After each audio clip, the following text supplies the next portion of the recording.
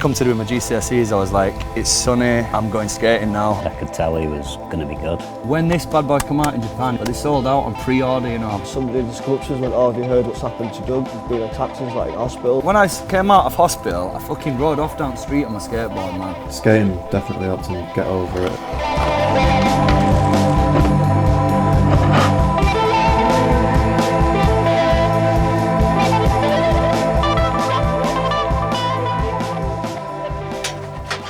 Base as well, Doug.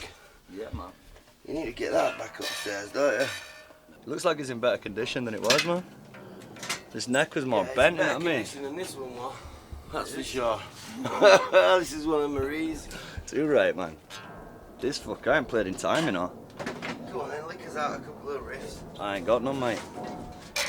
Bet you've got a bit of an old piece riff you can drop on it. Oof, I fucking haven't, mate. Firehouse. Firehouse. Nah, not as good, man. Yeah, man, it's all about the old Shit's good, though. like here, you know. Playing the bass and that, learn that shit just from listening to a record, innit, man? You know, like I say, skate videos, man, it gets you fucking, you hear this tune, you're skating around and it's fucked up because this tune is stuck in your head, man. How I did it, I was sliding my fingers and that up and down fucking until it sounded about right.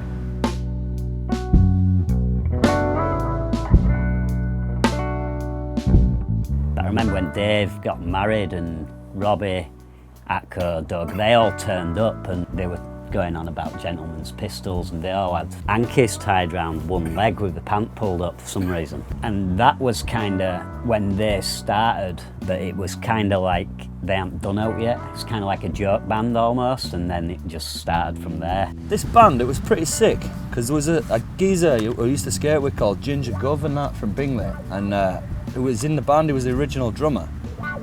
He was a top lad, Simon Mawson.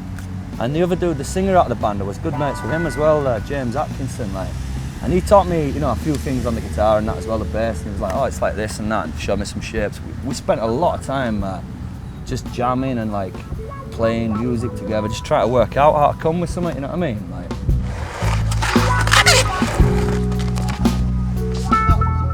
Yeah, it's self-taught, wasn't he? I think he knew the basics of chords and stuff like that, but yeah, he'd never had lessons, or I guess maybe Atco taught him. Yeah, he's like naturally talented, you know what I mean? Like skateboarding, he's picked it up.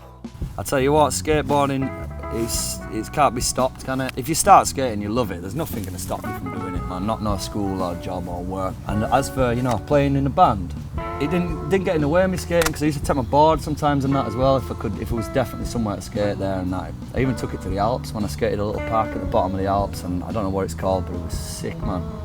And I remember seeing him in Austria at the Wangle Tangle thing. I didn't even know he was playing. And then I found out, I was like, what? Doug's coming to Austria, to like this little town, this mini ramp comp thing. It was pretty sick to see him there, and like Atco and all the band at that time. Yeah, man, playing guitar and skating, that was the only thing that hurt, man. I had to change the ways of the way I skated a little bit because I used to always, you know, you put your hands out, don't you, when you slam, but it's a bit hard when you try to play bass and your hands absolutely smashed to bits. So I just had to change it for a shoulder barge, and I took the wristers straight for a shoulder barge or an elbow. Best you could, really, man, because, you know, I want to do both, me.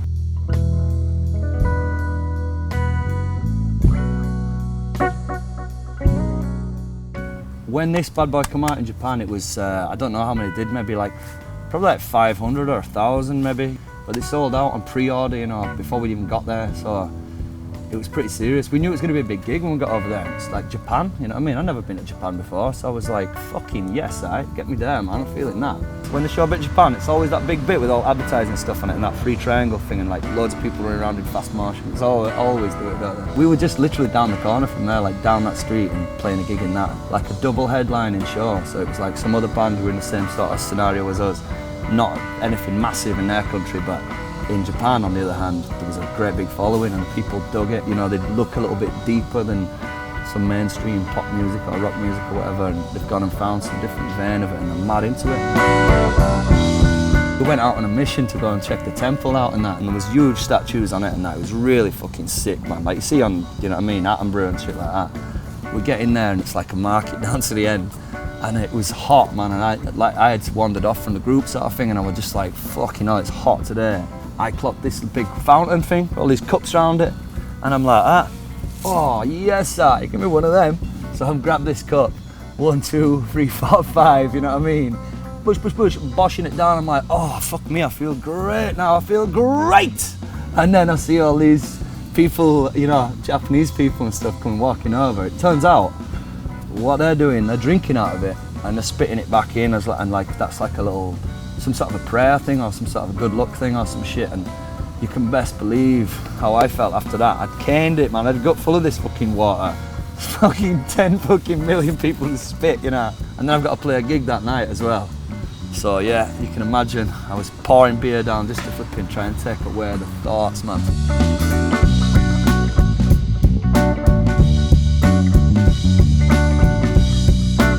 You know, the Japanese people and that, they were fucking on it, man. They were well on it, they were well up for it, you know what I mean? You want no half-ass thing where you go to a gig and there's like people like combing their hair and shit.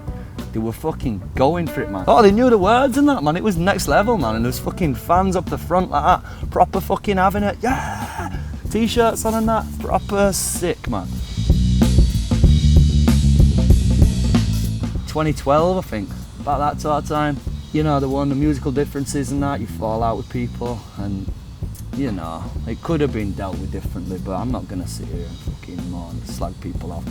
I had a buzzing time doing it, and you know, I got no regrets for it. You know, I loved it, and doing it was fucking, to me, it was just a labour of love anyway, man. It was just sick.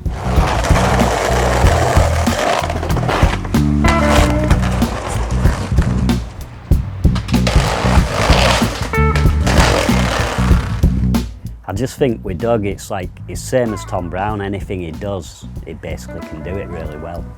I think he picks things up really quick, and then he puts a lot of work into making it happen for it, you know. Because I never played in no covers bands or anything like that. I still can't read music, even tablature, I can't really read that. There's some memorable times I've been on stage and that, and snapped a bass string, man, of all things. You'd never see that happen.